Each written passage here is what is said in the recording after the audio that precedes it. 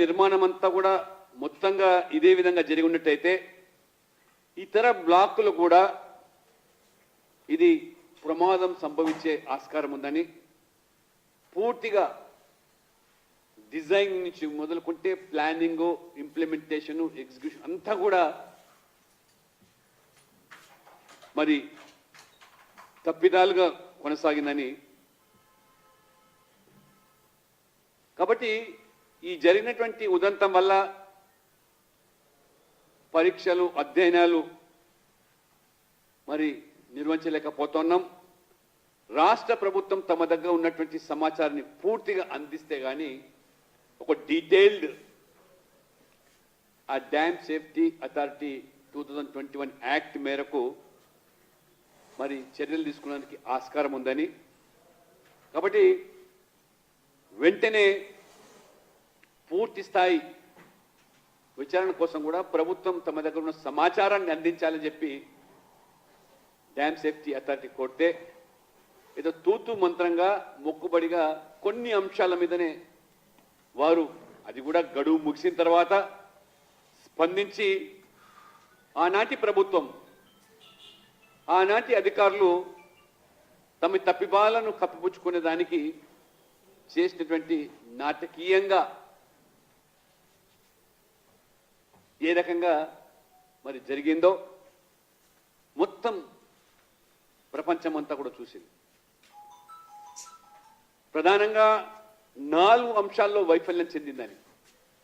Medigadda piers కుంగిపోవడానికి major 4 reasons అని committee చాలా స్పష్టంగా ఆ యొక్క ఇనిషియల్ నివేదికలని planning, design, quality control, operation మెయింటెనెన్స్లో పూర్తి వైఫల్యం చెందింది. బ్యారేజ్ కింద ఇసుక కొట్టుకుపోవడం వల్ల ఫైర్ సపోర్టు బలహీనపడింది, తద్వారా కుంగిపోయింది. ఫౌండేషన్ మెటీరియల్ పటిష్టత, సామర్థ్యం తక్కువగా ఉండడము, బ్యారేజ్ లోడ్ వల్ల ఎగున ఉన్నటువంటి కట్ ఆఫ్ వాల్ అవన్నీ కూడా వైఫల్యం చెందిందని, సింక్ అయిపోయిందని, బ్యారేజ్ను తేలియాడే నిర్మాణంగా డిజైన్ చేశారని, స్థిరమైన కట్టడంగా దాన్ని నిర్మించారు. వీటన్ని కూడా పరిశీలించి మరి 2019 బ్యారేజ్ ప్రారంభించినప్పటి నుంచి నిర్వాహకులు సిమెంట్, కాంక్రీట్ దిమ్మెలను, లాంచింగ్ ఆఫ్రాన్స్ను సరిగా పరిశీలించలేదు, మెయింటెనెన్స్ కూడా చేయలేదు. This is the report given by national dam safety authority. దానికి ఆనాటి అధికారులు ఏ రకంగా మసిబూసి మామిడికాయ చేసే ప్రయత్నం చేశారు. ఇంత పెద్ద తప్పిదం జరిగితే డ్యామ్ సేఫ్టీ చట్టంలోని అనేక నిబంధనలను వారు ఉల్లంఘిస్తే మరి ఆ రకంగా ఆనాడు రేవంత్ రెడ్డి గారు పిసిసి అధ్యక్షుడిగా వెంటనే దీని మీద పూర్తి స్థాయి సిబిఐ విచారణ జరపాలని చెప్పి డిమాండ్ చేసినటువంటి వ్యక్తి. అంతేకాదు ఇది మొత్తం రాష్ట్ర సంపద అంతా కూడా దోపిడీ జరిగింది. ఎందుకంటే ఆనాడు స్వయంగా ముఖ్యమంత్రి కేసీఆర్ గారే తనే ఇంజనీర్నని, తనకు మించిన ఇంజనీర్ ఎవరూ లేరని, ఒక అద్భుతమైన ప్రాజెక్టును నిర్మాణం చేస్తున్నామని, అది కల్వకుంట్ల చంద్రశేఖరరావు కాదు కాళేశ్వరం చంద్రశేఖరరావు అని రాగాలు తీశారు. ఒకనొక దశలో ఒక బ్రహ్మాండమైన పర్యాటక కేంద్రంగా మరి తీర్చిదిద్దడమే కాకుండా ప్రపంచ స్థాయిలో పర్యాటకులు ఆకర్షిందని చెప్పి కూడా బీఆర్ఎస్ నాయకులు ఏ రకంగా మాట్లాడారు. కాబట్టి ఇది మొత్తం దీనికి బాధ్యులైనటువంటి మరి అధికారులు ఆనాడు డ్యామ్ సేఫ్టీ అథారిటీకి ఏ విధమైనటువంటి మరి మీరు జవాబులు చెప్పారో, ఏ విధమైన సంజాయిషి ఇచ్చుకునే ప్రయత్నం చేశారో. వారు 23 అంశాలు ప్రస్తావిస్తే అందులో 11 అంశాలకు మాత్రమే మీరు దాన్ని జవాబులు చెప్పి తప్పించుకునే ప్రయత్నం ఈ రకంగా చేశారు. ఎందుకంటే ఇప్పటి వరకు ఈ కాళేశ్వరం నిర్మాణానికి ఖర్చు చేసింది 93,872 కోట్లు. కాళేశ్వరం ప్రాజెక్ట్ నిర్మాణం కోసం తీసుకున్న అప్పు 71,565 కోట్లు. కాళేశ్వరం ప్రాజెక్టు కోసం తీసుకున్న అప్పుల్లో ఇంకా చెల్లించాల్సినటువంటి అసలు 66,868 కోట్లు. కాళేశ్వరం ప్రాజెక్టులో డిస్కంలకు పెండింగ్ బిల్లులు కరెంటు కోసం 3,192 కోట్లు. కాళేశ్వరం ప్రాజెక్టు కోసం ఇప్పటిదాకా వాడిన విద్యుత్తు 6,918 మిలియన్ యూనిట్లు. మరి కాంక్రీట్తో కట్టినటువంటి మేడిగడ్డ కుంగితే ఇది ఆనాడు మంత్రులు ఏ రకంగా మాట్లాడారు? ఇది అసలు నాణ్యత లోపమా విద్రోహమా అని ప్రశ్నించారు. కానీ నిన్న మంత్రులు మీరు ఏదైతే గుంపుగా వెళ్ళి అఖిల పక్షాన్ని విస్మరించి ఎందుకు ఇవాళ ముఖ్యమంత్రి రేవంత్ రెడ్డి గారు ఇంత పెద్ద అవినీతి కుంభకోణానికి సంబంధించిన కాళేశ్వరం ప్రాజెక్టు విషయంలో దానిని ఇవాళ చిన్నదిగా చూసే ప్రయత్నం జరుగుతుందా అనేటువంటి అనుమానాలు వ్యక్తమవుతున్నాయి. ఏ అధికారులు అయితే ఆ రోజు బాధ్యులుగా ఉన్నారో, ఏ అధికారులు అయితే 2021లో ప్రాజెక్టు కంప్లీట్ అయిందనేటువంటిది ఏజెన్సీకి సర్టిఫికెట్ ఇచ్చారో, మరి ఆ అధికారులే నిన్న ఈ ప్రభుత్వం ఆ అధికారులకు మరి నమ్మి విశ్వసించి ఈ అవినీతి రకంగా మీరు బట్టబయలు చేస్తారు, ఎవరును మీరు దోషులుగా నిర్ధారిస్తారు. ఆనాడు ఇదే అధికారులు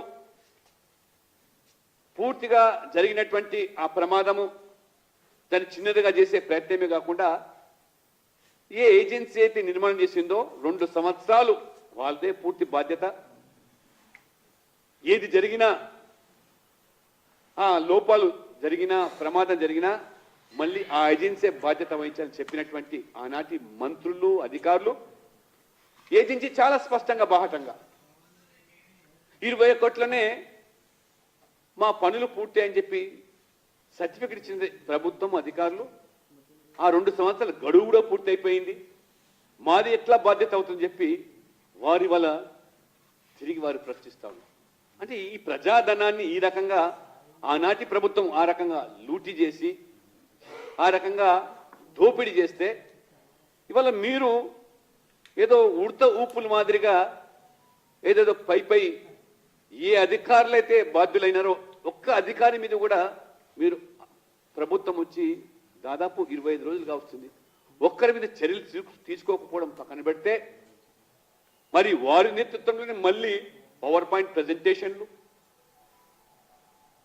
మంత్రులు వాళ్ళను నమ్మి మీరు ఇవాళ మొత్తం డ్యామ్ కాదు 6 పిల్లర్స్ మాత్రమే డైమండ్ కటింగ్ ద్వారా ఇతరత్ర మరమ్మతులు చేసుకునే అవకాశం ఉందనే రీతిలో మీరు ఇవాళ కూనీ రాగాలు తీస్తున్నారంటే అనేక అనుమానాలు ఇవాళ వ్యక్తమవుతున్నాయి. అంటే ఈ యొక్క అవినీతిని కుంభకోణాన్ని వెలుగు తీయడంలో ఈ ప్రభుత్వానికి చిత్తశుద్ధి ఉన్నదా? ఆనాడు పిసిసి అధ్యక్షుగా రేవంత్ రెడ్డి గారు సిబిఐ ఎంక్వైరీ డిమాండ్ చేస్తే మీరు ఇవాళ సిబిఐ ఎంక్వైరీ ఊసి ఎందుకు ఎత్తడం లేదు? సిబిఐ ప్రస్తావన ఎందుకు తీసుకురావడం లేదు? అఖిల పక్షం అన్నటువంటి మీరు ఇవాళ ఎందుకు మీ మంత్రుల వరకే దీన్ని పరిమితం చేస్తా ఉన్నారు? ఇది తెలంగాణ ప్రజలు ఈ పాటికే రాజకీయంగా ఆనాటి బీఆర్ఎస్ను ఆ ప్రభుత్వాన్ని ఇవాళ ప్రజా కోర్టులో దోషిగా నిలబెట్టారు, శిక్షించారు. కానీ ఇప్పుడు అధికారంలో ప్రభుత్వం కాంగ్రెస్ పార్టీ బాధ్యత మీది. వాళ్ళ ఆ తిన్న సొమ్మును కక్కించేదానికి చర్యలు తీసుకోవాల్సింది పోయి ఈరోజు మంత్రులు రకరకాలైన భాషను చెప్తా ఉన్నారు. ఇవాళ చర్యలు తీసుకుంటాం.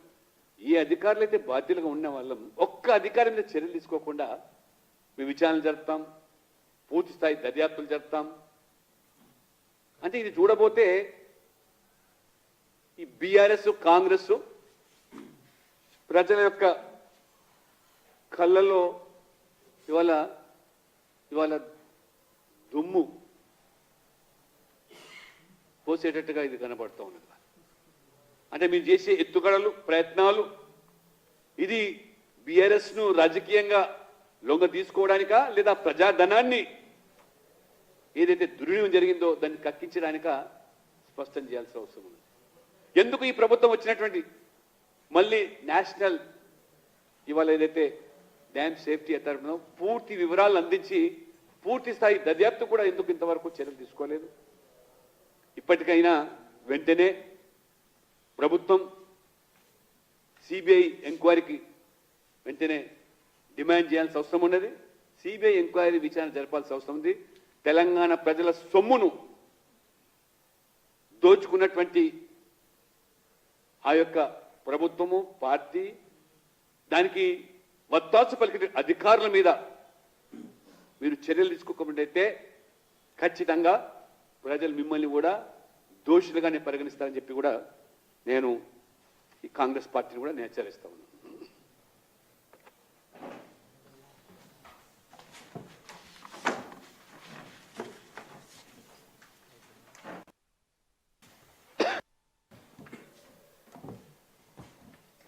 ఓకే, ఈ ప్రాజెక్టు ఈ ఇష్యూ మీద మీరు మాట్లాడు. నీకు బాగా అలవాటైంది ఇది ఇష్యూ డైవర్ట్ చేయడానికి ఏదో చేస్తావు, అదే న్యూస్ కోసం. ఇది ప్రాజెక్టు మీద అని ఉంటే చెప్పండి. నువ్వు మరొక రాహుల్ కాకు. తర్వాత సందర్భంలో మాట ఇది ఇవాళ సబ్జెక్ట్ ఇది మాత్రమే దయచేసి.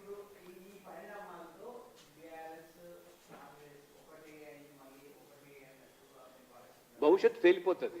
మీరు నిజంగానే చిత్తశుద్ధితో మీరు చెప్పారు, కక్కిస్తామన్నారు, ప్రతి పైసాను ప్రజలకు పంచుతామన్నారు, మంత్రులు అన్నారు, నేనలేదు.